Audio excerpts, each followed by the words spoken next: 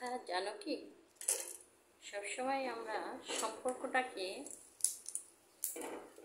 সুন্দর দেখতে চাই, হাসি খুশি দেখতে চাই, কিন্তু আমরা কি আসলেই হাসি খুশি দেখতে পাই?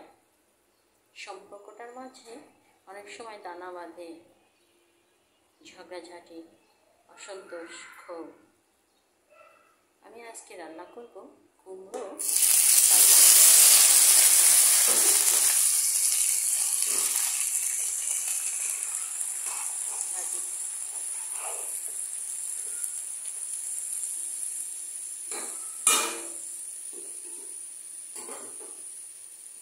তো সম্পর্কটাকে যেরকম আমরা স্থায়ী একটা সুন্দর কিছু দেখতে চাই, তেমনিভাবে আবেগটাকেও কিন্তু আমরা ভালোভাবে উপস্থাপন করতে চাই, হাসি খুশিভাবে।